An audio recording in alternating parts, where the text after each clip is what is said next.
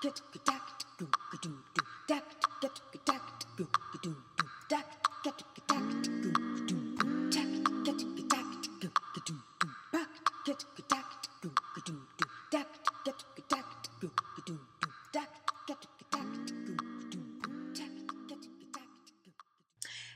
now. It's your girl, Camille Who, the teaching artist. Hey. All right, welcome. Video number 2 of Camille Who, the teaching artist series.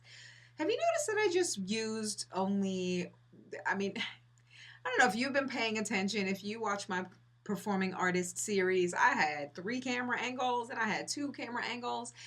And I am down to 1. Why? Because what's important is the content. So I got down to 1. I just simplified down to 1 angle. And I'm sure maybe most of you didn't even notice. Maybe some of you visual people, technical people, digital people have noticed. Maybe, but that's okay. All right. To the content. So this video is about creativity. Did you know that we all have creative ability? That we all have the capacity to be creative? That we all have a brain that has a part that is creative? That there's a creative brain that we have. Why do I know this? Because I know that God made us creative. He made us in his image, and he's a creator. Biblical verse to follow. So let's get to the meat of it. When I was younger, I used to color outside the lines. In fact, I think I still color outside the lines. But I sort of developed a fear and an anxiety about coloring because of criticism. My mom used to criticize me. Sometimes, most times, we parents tend to instill fear and anxiety onto our children that wasn't meant to be there to begin with. It all stems from our own fear and our own anxiety and our own inadequacies that came from somewhere else. And so instead of addressing it first within ourselves, we tend to sort of bleed it over to the next generation. And so we put these fears in our children. For example, don't climb on that thing, because we have a fear of heights. Instead of teaching the child to carefully get down from that thing, we just restrict them altogether from climbing, when they could possibly be a great climber or a trapeze artist. You never know where they're supposed to end up. And so by restricting certain things in our children, they end up taking the long way to their purpose, to what they're meant to do. It might be the very thing that they're supposed to be developing, the very skill they're supposed to develop, and we don't allow them to do it. We restrict it because of our own fears and our own anxieties and our own inadequacies. So that's something that we should probably just make sure you're aware of these things. We all have a creative ability. We don't necessarily all have to be dancers. We don't necessarily all have to be singers or visual artists, but we all have to be innovators. And in order to feel like a part of us is being satisfied, we actually all have to be creating or being innovative in some form or fashion. And sometimes we're stuck in a job or we're stuck in a situation where we can't create, we can't be innovators. We just have to just do the work, just shut up and do the work, just do the work, and just become these robots in these mundane 9-to-5, day-to-day, and it really stifles our ability to, and our natural God-given ability and design to be creative. Turns out my mother came from an upbringing that where perfection meant everything. And she had a lot of pressure on herself to be perfect. She was also a designer, so perfection played a big part in what she did when she did her designs, and she colored them to show color, right? And she did when she created designs or drew designs on paper and she colored them, she had to color within the lines. So I remember when she asked me to color one of her designs, or I asked. She knew my ability, but I remember asking my mom if I could color one of her designs, and she was like, okay, just make sure you color inside the lines. And I was like, I can color inside the lines. Oops. She said, oops. I don't like that sound. What does that mean, oops? I was like, I colored outside the lines. Yikes. Needless to say, that was the last time that I was coloring her designs. Anyway, so I became really self-conscious about coloring. And, once I found out the why, it sort of changed everything. Realized that it wasn't that she just was instilling fears. She just came from a world of perfection. And that was, she just came from a world of perfection. And she came from a place where, even being her mother's daughter meant not messing up, which was my grandmother. And my grandmother came from being the daughter of someone who was one generation away from being a slave. So there was some generational things that had been passed down.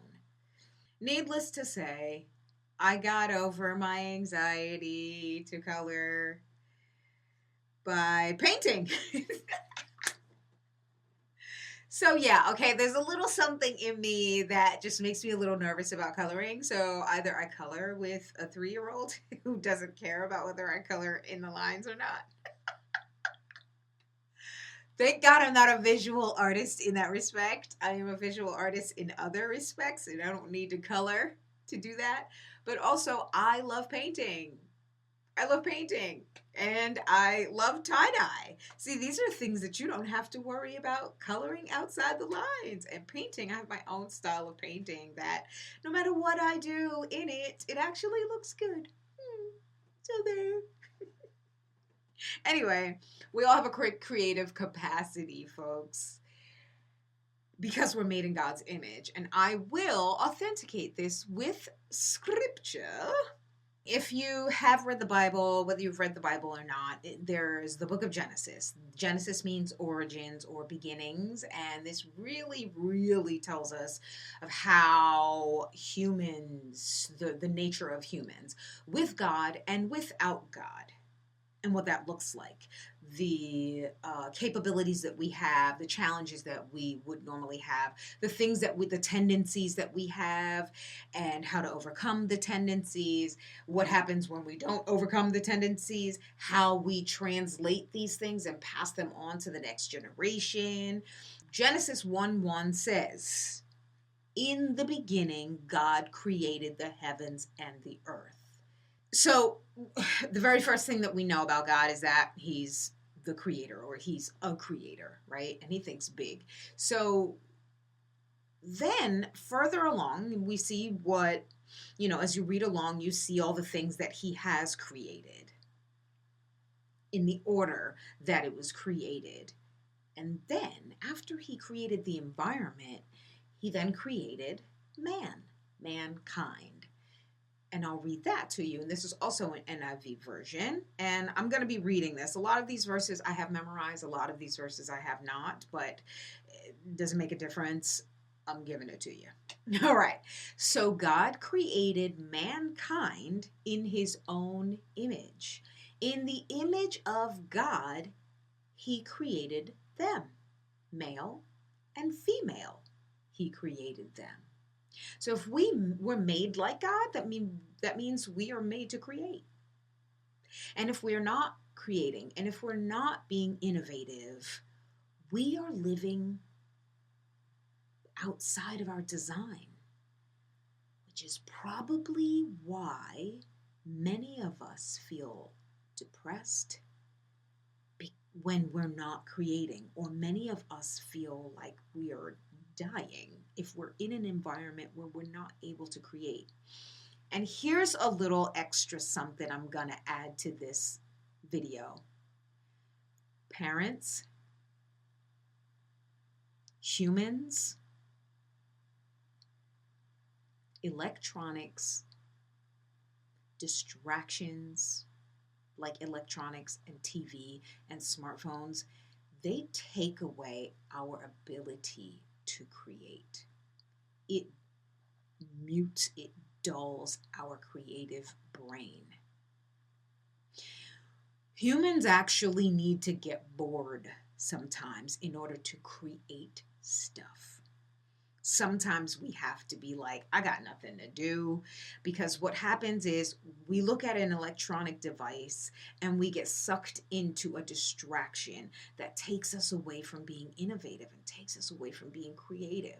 Now, I'm all about, if you have to learn an online course, learn that online course, take the online course, or, focus on something that's going to build your value. It's going to make you smarter. It's going to give you some more information to do what it is that you already naturally do. By all means, do it.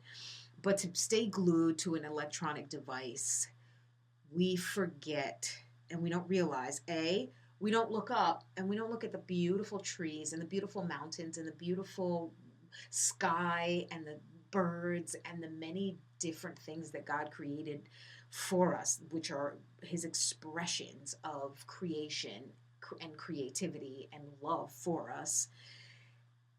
We forget to see how the beauty that we're surrounded by, and it takes away our ability to just disengage from someone else doing something, watching someone else do something, and be social and be uncomfortable and get out of that uncomfortable social conversation, or be problem solvers, find different creative ways to be I don't know, mend broken hearts, make friendships, come up with conversation. It takes away from our ability to read the room and be emotionally aware and emotionally apt. So, like I said, we all have a creative capacity. Tap into it, my friends. This is Camille Who, the teaching artist, and I